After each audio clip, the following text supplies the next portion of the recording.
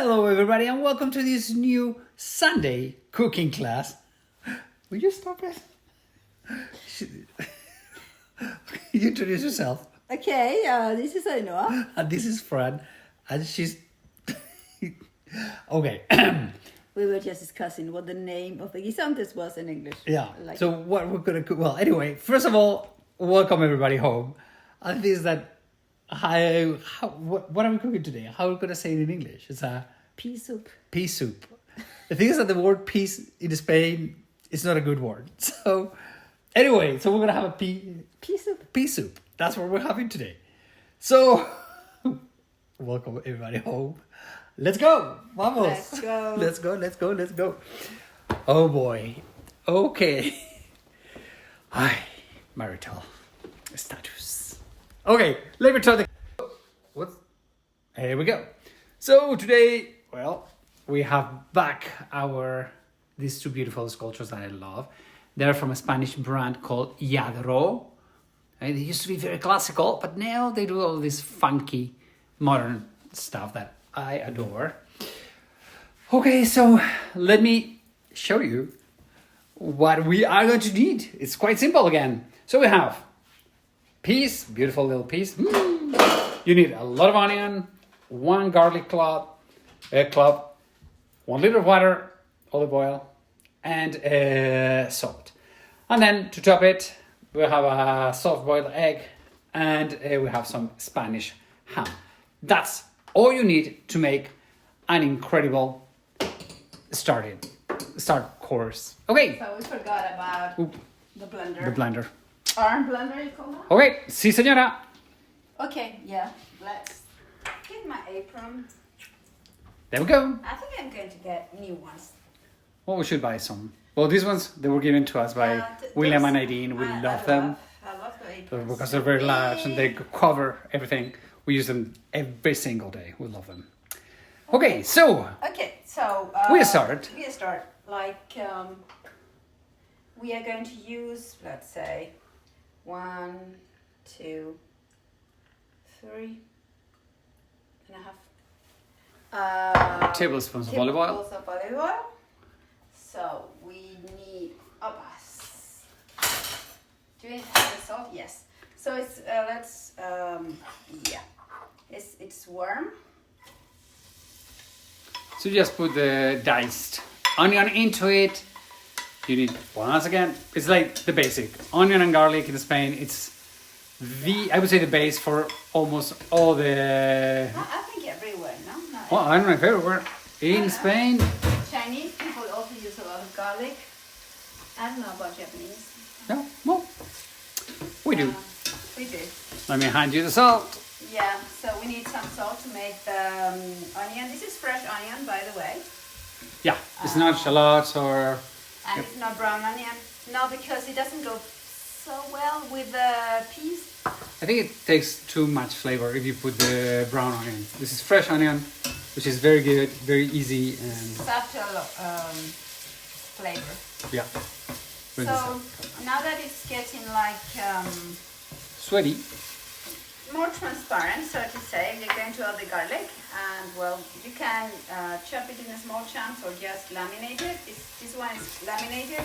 It has only 1 garlic, no more than that. Yeah. So the thing is that the green peas, they have a very subtle, very light flavor, so you don't need to add too much flavor. That's why the onion has to be fresh onion. You only put 1 garlic clove, because if you put too much, it will overrun all the taste and you will lose the freshness of the peas. Yeah, and the peas are, well, they're frozen, so super fresh, but no, it's the subtle flavor of the peas. Sissy, hello. Say hello to the camera. Hello. Okay, let me zoom out. So let me give this a little bit of color to the garlic. Put it up a little bit. So one of the vegetables that really freeze well, I think, are the green peas. I mean, these ones, they were from your uncle, from his garden, and they have I mean, just Yeah, they're delicious. I mean, they're really. He has a lot, but you can buy any frozen pizza Yeah. they do it. I mean, here in Spain it's very, very easy to find frozen peas. These ones, as I said, are from home. And that's why I don't know if you get to see it. They're not very all regular, same size. You have ones that are a little wider. You have no, Yeah. so good. Okay. Okay. So let me toast this a little bit. So, because I wanted to give a little flavor to the soup. Just get a bit golden. Okay. Let me make a zoom into the pot. You can also fry the garlic, separate it from this, so it doesn't take so long. But Well, the thing is that, I mean, it's long if you're doing a cooking class, but if not, it's like 5 minutes. It's not a big thing. not a big thing. So here in the north, well, also in the Mediterranean, especially in the north, in Barcelona, very close, there's a town called Mataró, where they have amazing, we call them peas de lágrima, tear size Oh yeah, peas. but They they're are very good. super, super petite, but they are so good. So if you go to a little bit to the north of Barcelona, to Mataró, M-A-T-A-R-O, Mataró, they have very, very good green peas. The lágrima, teardrop peas. They're like, Yeah, but it's not worth buying those for a soup. oh, no, not for soup. No. For a soup, frozen peas are great. Yeah. I mean, those ones are, in Spain, those ones, the teardrop peas, they're like way expensive. Very expensive. I mean, Okay, so this is getting a bit browner, not Okay. super brown. let me come over closer. So you see it's getting color, especially the onion, it's more transparent, it's cooked already. And the garlic, I think it's also almost done, so. Yeah. Okay. So this is the idea. So you make it a bit golden. You can make it browner if you want. As everything is gonna go on the blender, you will not need. No, I need the water first. All right, here we go. So give me a couple more minutes. Okay, boss. Yeah. So you know the good thing about living here is that there is a lot of people with orchards. Do you call that orchards? Orchards or vegetable gardens? Vegetable Orchards. gardens? I don't know. I think you can use both words. Nah, don't ask me. My English vocabulary sometimes fails me. Well, sometimes it's British vocabulary, then or it can be American vocabulary. So she speaks more British than I do. I think Americans, they call it vegetable garden. Please, if I'm wrong or if there's a better word for a vegetable garden, orchard, or vegetable garden, let us know. Vegetable garden is very clear. It's clear enough of what it is. Here we all have an uncle who has one, or your in-law or somebody. So we always have fresh vegetables that you can freeze or you can cook and freeze and save them for also in the markets. Yeah. You get very good quality. Good quality, yeah. So the idea here is to somehow caramelize a little bit the onion, so it gets golden but not brown. Because we need a bit of flavor, otherwise it would be too plain. So just take your time and go. If you come here, you come closer, you can see I want this color, right? So it's getting. And why I am moving it so much? Because I don't want it to stick. That's all. So you see. There we go. Let me. That smells good, huh? Okay. So this soup is simple, but you need to take care of a couple of the steps, right? So first thing, I give a little color to the onion, so it gets brown. So just stay with the onion and the garlic so they don't burn. If the garlic burns, you're done with the soup. No, you have to start over. You have to start over. So Because when the garlic burns, it gets a very bitter taste. flavor. Okay, so now it is done. Look, this over there. So I have to get it out. And then you add The water. and let's make it boil. Take it to a boil. How? You're burning yourself. So bring it to a boil. Hopefully. It takes a while. Oh, it takes a moment to take some. So yeah, we can tell them how we prepare the poached eggs. Okay. So what we did, I mean, for me, making poached eggs is not easy at all. I often fail. So we have tried a new way to cook them. So they stay about 15 minutes in half vinegar, half water, and then you boil them. And then Obviously you have to take them out of the shell. yeah, you take them out. So you put half water, half vinegar, and you put it cold. It doesn't have to be warm or anything. No, you let them stay. And you just open it. You let them inside of that water and vinegar, minutes. and that makes like a Like a shell. 10 minutes. It makes a shell around it that you can just sweep it up. One day we have to do poached eggs. Yeah, and show them how we do we'll that. maybe we can make Benedictine eggs. Okay, that could be a great. Another. Okay. Hey, let's take note about that one. It's one of my favorite breakfasts. I love Benedictine eggs. Okay, so now it's boiling. Okay. Now that it's boiling, put the frozen peas inside.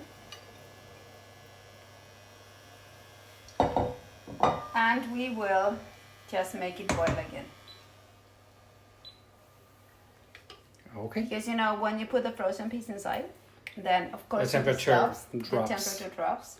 And then we have to just allow it to boil again. How long will it take to boil? 3-4 minutes. Okay, so it's just. It's quite quick. Yeah. So you can get things out of the way. And so we, let's see. Okay. Come on, babies. Come You on, may babies. start boiling, please. Light my fire. Doesn't need any much salt. See.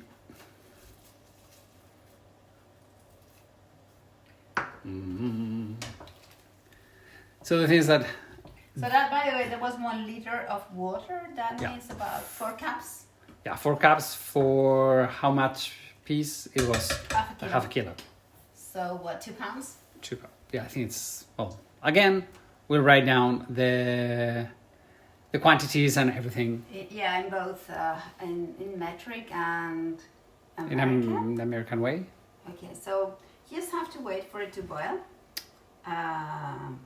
Generally, I wouldn't be staying here looking at this. I would be just washing up and getting everything ready. You're in the mood of like, ooh, let's wash that. No, Yeah. that's my job. When we cook at home, I am the Santa's little helper. So she's the one that cooks So I'm normally.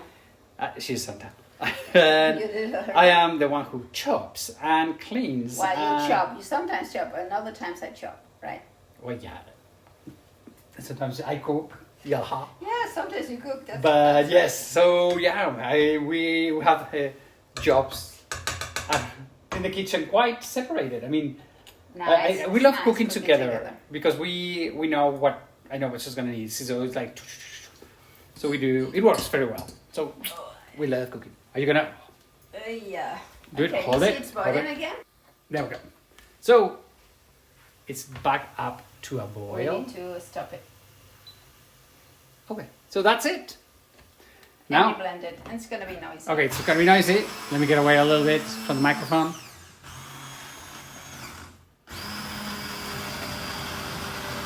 So I can zoom in. One of the things I love of this soup, it's the color. The color of the piece is so beautiful.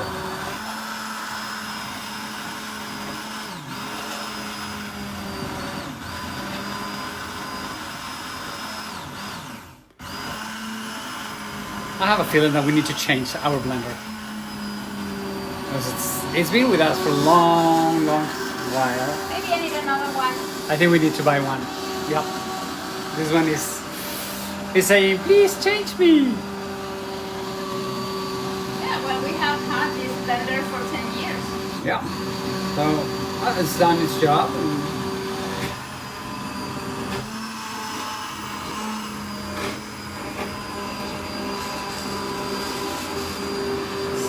So it smells so good.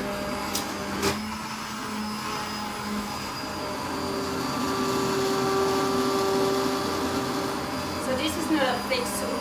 No, it's a thin soup. It's not a puree. We say puree, but it's not a soup. Because it's not a soup, but it's not a puree. It's in the middle. Some people like it. Some people like it a little bit thicker. We don't. So you can add up, more peas or put less water. Whatever. I mean, so let me get this out of the way. That's okay. So generally, I would put the ham and the egg at the back, and then down here, and then add the soup. Should we do it that way? That's really like we normally do it at home. Okay, so what I do is I put this, like 2 slices of course, Spanish ham, and 1 egg. And soft-boiled egg. Soft-boiled egg. There we go. And then when everybody is sitting, then I pour the soup on top. So beautiful. And then a drizzle, of course, of olive oil. Of course, we're Spanish. We have to put a little bit of olive oil. So this is it. Our green peas soup with poached egg and Spanish ham. So that's all. That's all. As you can see, soft, healthy. That makes a nice dinner. Because in Spain we don't have so much for dinner. Yeah, well, we do have a lot for dinner, but we eat too much in Spain. The thing is that this for us at home makes a perfect dinner, and it's just some vegetables, some eggs, some ham, flavorful, healthy. That and a tomato salad, good enough. That's good enough. You see, that's it. That's a tomato salad. Of course. We need some tomato salads. So anyway, everybody, please remember to join our newsletter. You have all the information about all the things, the podcast, the articles in the blog, the cooking classes, the city tours. Recipes, everything. Everything is in the newsletter. So please join our newsletter. You have the link in the text attached to this. Thank you very much for joining us at home today. Happy Sunday. And we shall see you next week. Okay. Take care. Have a wonderful week, everybody.